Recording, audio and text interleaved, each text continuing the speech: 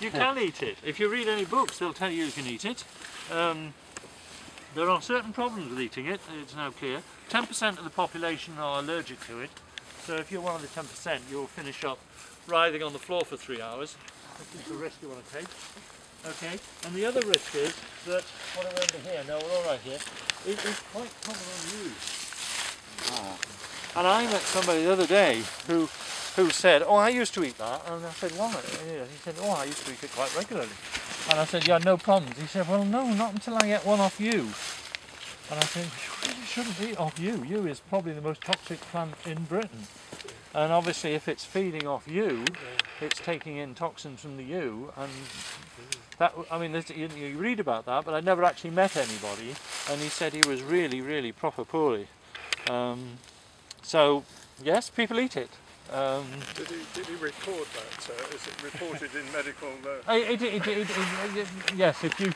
I don't know if it. Yes, it is. I mean, people say you should not eat it off you.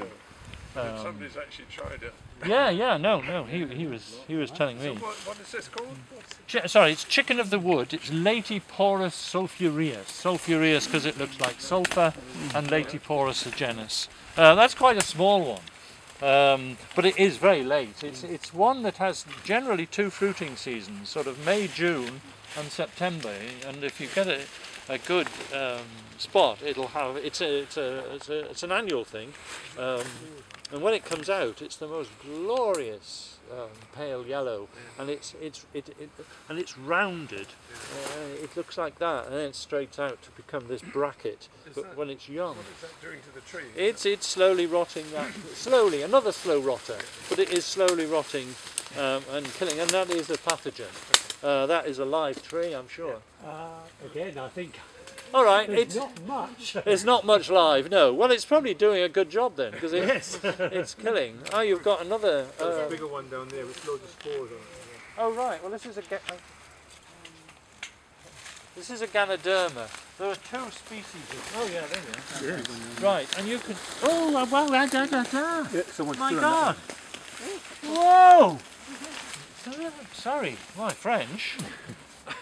Where did that come from? It was just there because you can see the spore print. Doreen? Is it better? It's Bacteria phalloides. Sorry, this is known. This is known in about 4 or 5 places in Britain. Really? Wow. Bloody hell! that rotted down the white stuff. Yeah, no, this is a bit of old chicken of the woods. So even though it's that rotted, you can still identify it. Oh yeah. Well, yeah. I mean, Grail. this is the God. This is the Holy Grail. That is. And we were here. We were. You will be recorded. Oh my God. So I'm taking a group photograph. Bloody hell. Sorry. It can't be anything else. No. I don't know if it has a common name at all. It has been thought to be extinct over the last 100 years, and then it was refound in 1 or 2 places in Norfolk. We were over at a foray in Suffolk 2 years ago, and we went to a site for it. The advantage of it is that it lasts a long time. That would be this year's, but that because the stipe is quite fibrous. It is quite fibrous. It would have lasted a bit longer if you hadn't kicked it over. No, that's fantastic. Yeah, get that recorded as well. Yes. Okay. Now you know. Seriously, people say, "Why are you interested in fungi?" Well, that is why.